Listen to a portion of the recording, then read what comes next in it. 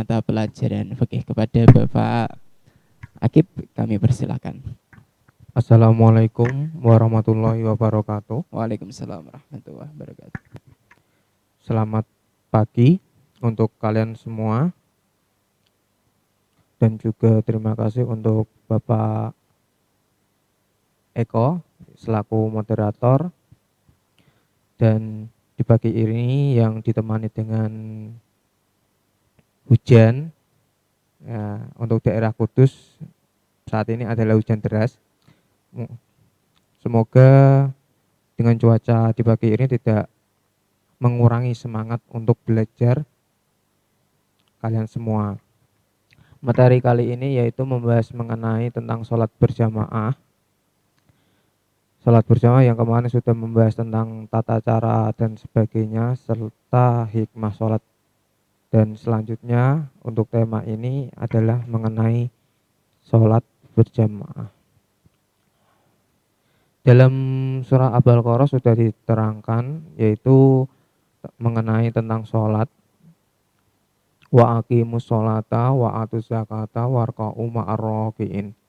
Di sini dan laksanakanlah sholat, tunaikanlah zakat, dan rukulah berserta orang-orang yang ruku. Sholat berjamaah memiliki arti bahasa yaitu kumpulan atau berkelompok atau bersama-sama yang dilaksanakan atau dilakukan lebih dari satu. Itu sudah dikatakan jama' atau berkelompok. Secara istilah beribadah sholat yang dikerjakan oleh 2 orang minimal atau lebih secara bersamaan.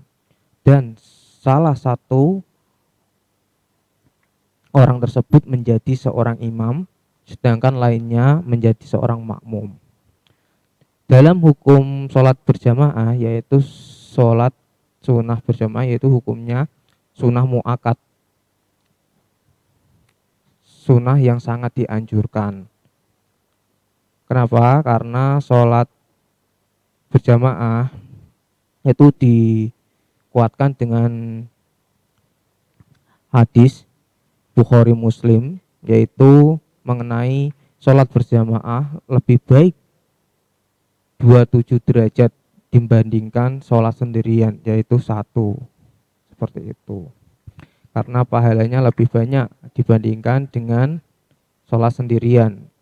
Maka dari itu diharapkan kalian untuk selalu berusaha untuk sholat berjamaah, walau itu dengan 1 orang atau makmumnya 1 tanpa harus menunggu banyak orang. Minimal ada 2 orang itu sudah bisa dikatakan berjamaah, daripada sholat sendirian namun hanya mendapatkan pahala 1 yaitu 1 derajat. Syarat sholat berjamaah, untuk menjalankan sholat berjamaah itu memiliki syarat-syarat tertentu. Dalam hal ini melaksanakan sholat berjamaah itu memiliki 2 syarat, meliputi adanya imam dan juga adanya makmum. Nah, di dalam syarat ini diperjelaskan kembali ada beberapa syarat yang menjadi seorang imam maupun makmum. Syarat-syarat menjadi seorang makmum yang pertama yaitu berniat menjadi seorang makmum. Niatnya menjadi makmum, makmuman lillahi ta'ala, diganti dengan itu. Selanjutnya adalah mengikuti gerak imam yang di depan. Ketika menjadi seorang makmum harus mengikuti gerak, walaupun sudah hafal gerak-gerakannya harus tetap mengikuti geraknya seorang makmum, tidak boleh mendahului atau menyalip. Yang ketiga yaitu di belakang. Menjadi seorang makmum harus di belakang imam, barisan di belakang. Kalaupun tidak di belakang satu ibaratnya biasanya itu ada 3 lantai umumnya, setidaknya 1 langkah di belakang seperti itu. Selanjutnya adalah 1 tempat pelaksanaan sholat berjamaah harus dalam satu tempat atau satu majelis, tidak boleh berjauhan.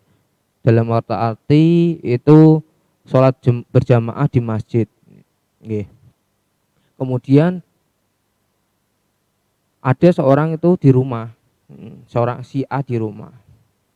Nah, selanjutnya sholat berjamaah di masjid itu menggunakan mic. Ya. Nah, di rumah itu si A itu mendengarkan bacaan atau bacaan-bacaan imam, ya kan. Lah, dia tidak mengikuti jamaah di masjid namun berjamaah di rumah. Itu tidak boleh karena berjamaah harus sesuai syarat-syarat yang telah ditentukan, yaitu berjamaah dilaksanakan di dalam satu tempat atau majelis, tidak boleh berjarak. Nah, sekarang kan ada yang namanya apa? Bisa dilihat dari video atau apa? Rekaman dan sebagainya. Itu tetap tidak boleh, tidak diperbolehkan karena tidak dalam satu majelis, dalam satu tempat. Nah, senajan masih bisa terlihat. Nah, selanjutnya adalah tidak mendahului. Ya. Seorang makmum ketika melaksanakan berjamaah tidak boleh mendahului imam. Seperti itu, mulai dari bacaan, gerak dan sebagainya. Yang keenam adalah sholat menyesuaikan imam. Nah, ini hampir sama dengan mendahului. Yang selanjutnya adalah makmum menjadi makmum atau menjadi makmum itu memilih imam yang paham tentang sholat. Memilih makmum yang memang benar paham mengenai tentang sholat, seperti itu. Jangan orang yang baru belajar sholat kamu jadikan imam, itu kurang memenuhi syarat-syarat. Nah, seperti itu. Kemudian syarat-syarat menjadi imam yaitu berniat. Pertama, berniat menjadi seorang imam. Nah, yang kedua yaitu mengetahui syarat, rukun dan hal yang membatalkan. Dalam hal ini mengetahui tentang syarat-syarat, baik itu syarat wajib maupun syarat sah. Nah, kemarin sudah dibahas. Kalau nggak salah itu di LKS halaman 26, 25 atau 26, mungkin bisa dicek kembali.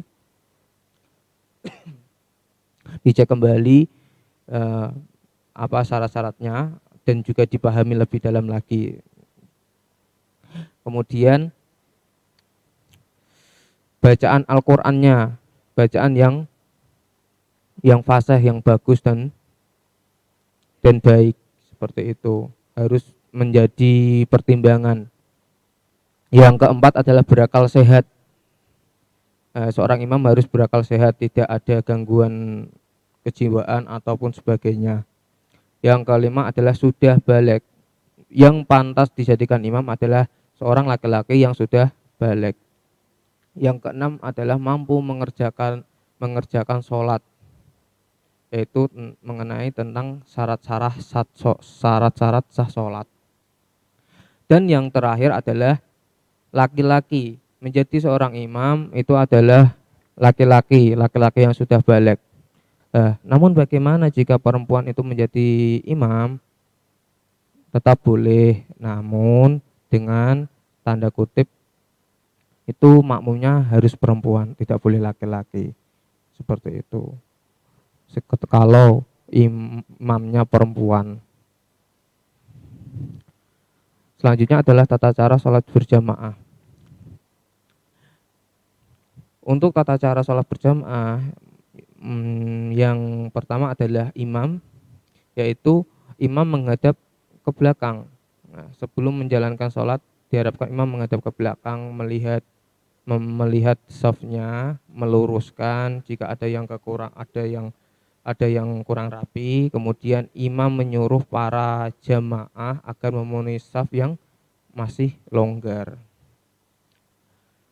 Dan berikutnya adalah Ketika sudah rapi, teratasi dan imam memulai dengan khusyuk, tumakninah, tidak terlalu cepat dan juga tidak terlalu lama. Seperti itu. Namun untuk saat ini nggih, saat ini mungkin ada beberapa, ya enggak beberapa, dianjurkan untuk sholat itu tidak terlalu rapat, ada agak disenggangi atau diberi jarak. Nah, mungkin dalam saat inilah, musim pandemi saat ini. Selanjutnya adalah syarat tata cara sholat mengenai makmum. Pertama adalah memenuhi shaf. Yang kedua adalah merapatkan, meluruskan dan merapikan shaf. Selanjutnya mengikuti takbiratul ihram hingga salam. Yang keempat, ketika imam membaca bacaan sholat pada lafaz waladhdallin, makmum harus menyahut dengan kalimat amin, seperti itu. Itu jika seorang imam itu membaca bacaannya dengan bacaan nyaring. Nah, selanjutnya adalah lupa melakukan salah satu rukun, makmum mengingatkan dengan mengucapkan subhanallah. Nah, namun jika imamnya perempuan, jika ada bacaan yang salah, orang makmum perempuan itu menepuk tangannya, seperti ini. Selanjutnya hal-hal yang penting yang harus diketahui dalam sholat berjamaah. Yang pertama adalah bacaan jahar dan sir. Bacaan jahar yaitu bacaan nyaring, bacaan surat-surat yang rakaatnya ada pada 1 dan 2 pada sholat maghrib, isya, dan subuh. Dan juga terdapat pada sholat Jumat, Idul Fitri, Idul Adha, serta sholat gerhana, istisqa, sholat raweh, dan sholat witir. Kemudian bacaan sir yaitu bacaan lirih, bacaan surat-surat yang lirih, yaitu meliputi zuhur, asar, rakaat ketiga di sholat maghrib, dan di rakaat 3 dan 4 pada sholat isya. Itu bacaannya lirih, tidak dibaca jahar. Selanjutnya yang kedua adalah susunan barisan shaf. Makmum 1 bertempat di sebelah kanan imam. Di sebelah kanan imam. Kemudian jika makmumnya 2 orang, bertempat atau berdiri di belakang kanan dan kiri imam, dan di tengah-tengah itu imam, gitu. Namun tetap di belakang, yang paling depan adalah imam. Selanjutnya adalah makmum laki-laki dan perempuan dibuat sekat atau diberi satir. Nah, di sini ada banyak yang dimana bisa digunakannya, itu dengan laki-laki di depan, perempuan di belakang, atau juga bisa laki-laki di sebelah dan di tengah-tengah diberi satir, sebelahnya adalah perempuan, seperti itu. Kemudian adalah hal-hal yang menjadi halangan. Orang yang sholat berjamaah itu juga ada halangannya, tidak tidak dianjurkan, boleh ditinggalkan untuk sholat berjamaah jika yang tadi ketika adanya hujan lebat itu menghalangi lah. Kemudian ada angin topan atau udara dingin. Kemudian ketika makanan sudah dihidangkan dan perut sudah lapar, itu baiknya makan terlebih dahulu sebelum menjalankan sholat, agar ketika sholat itu tidak membayangkan makanan tersebut. Seperti itu. Yang keempat adalah karena ingin buang air besar atau buang kotoran. Itu diutamakan terlebih dahulu, karena jika diterabas atau tetap lanjut nanti malah sholatnya bisa berakibat batal, mungkin bisa kentut atau dan sebagainya. Dan untuk menahan buang air kecil atau kotoran itu juga tidak baik bagi kesehatan. Selanjutnya, karena takut adanya bahaya atas dirinya. Nah, seperti di daerahnya itu rawan, ya. Mungkin ada pembantaian, ada konflik antar daerah, seperti di daerah luar Jawa, kemungkinan masih ada dulunya kan juga sering terjadi konflik-konflik antar antar suku, antar agama dan sebagainya. Itu setidaknya tidak berjamaah di masjid atau dilanggar. Selanjutnya, sakit yang menjadikan halangan berjamaah. Ya, ketika seseorang itu sakit di rumah, itu pun juga tidak dianjurkan untuk berjamaah. Dan juga ketika orang yang orang yang atau maaf, orang tua yang memiliki, ketika orang tuanya sedang mengalami sakit keras, itu ya diharapkan memang masih dijaga, tidak ditinggal. Itu baiknya seperti itu. Dan juga ada beberapa profesi yang tadinya itu tidak disarankan untuk berjamaah, yaitu seperti perawat. Nah, perawat kan biasanya sholatnya itu bergantian. Jangan semua perawat 5 dalam satu ruangan itu berjamaah semua. Kan kasihan jika nanti ada pasien yang dadakan, ada kenapa-kenapa, jadinya kan bergantian. Itu pun masih bisa berjamaah, dua-dua atau berapa.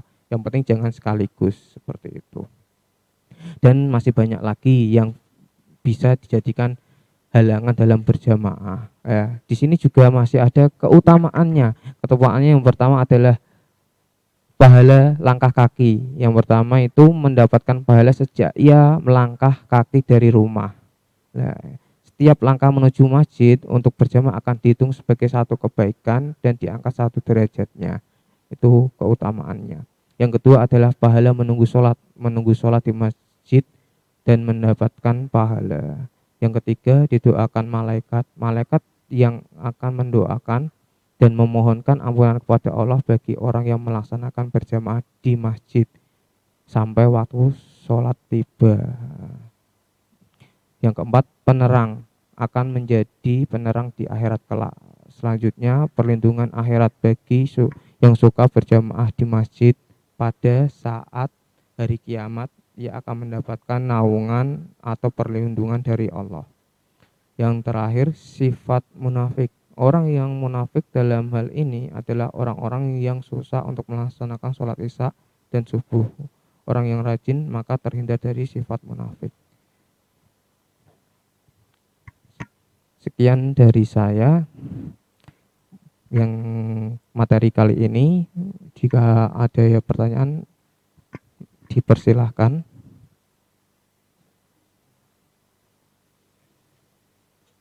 Ya, terima kasih. Tadi sudah disampaikan tentang sholat berjamaah. Nah, di sini sepertinya anak-anak antusias. Ada beberapa pertanyaan. Yang pertama dari Ajit Mubarak. Kita nanti Pak Akib pilih salah satu saja karena ini waktunya terbatas. Saya bacakan semuanya. Yang pertama adalah saya Ajit Mubarak dari kelas 7I mau tanya, apakah imam wajib niat menjadi imam? Karena biasanya orang yang sholat sendirian itu apabila ada orang yang ingin menjadi makmum kan menepuk. Jadi imamnya tidak niat jadi imam. Satu. Terus kemudian yang kedua mau tanya, kalau seumpama sujud itu kan dahi, hidung, ujung kaki dan telapak tangan harus menempel. Terus kalau pakai masker itu kan tertutup hidungnya, apa itu dianggap sah? Kalau ini tidak ada hubungannya dengan sholat jamaah ya. Kemudian lanjut Pak, kalau sholat sendiri itu niatnya makmum atau imam Pak? Oke lanjut. Kemudian saya Muhammad Misbahuddin, jika sholat berjamaah imam sedang baca Al-Fatihah, apakah makmum itu ikut baca Al-Fatihah atau diam? Yang terakhir, kalau ada orang yang melaksanakan sholat sunnah, ada yang datang untuk sholat duhur, terus orang yang baru datang menupuk pundak yang sholat sunnah itu bagaimana Pak? Mau yang dijawab yang mana? Atau mau dijawab semuanya? Semoga. Saya akan bahas jawabannya ya dari siswa kelas 7. Pertama tadi itu ya, itu yang terakhir apa tadi Pak? Yang terakhir, Yang terakhir kalau ada orang yang melaksanakan sholat sunnah, ada yang datang untuk sholat duhur, terus orang yang baru datang menepuk pundak yang sholat sunnah, itu bagaimana? kalau memang untuk yang baru datang itu tidak mengetahui bahwa itu sholat sunnah, itu enggak apa-apa karena tidak tahu. Namun kalau si makmum itu tahu bahwa itu sholat sunnah, ya jangan seperti itu. Kalau memang sudah tahu sholat sunnah, kenapa ditepuk kan gitu kan? Berarti kan itu tidak sholat fardu kan gitu. Itu ikutnya kan sholat sunnah. Selanjutnya, Oke, yang ada hubungannya dengan sholat jamaah ya.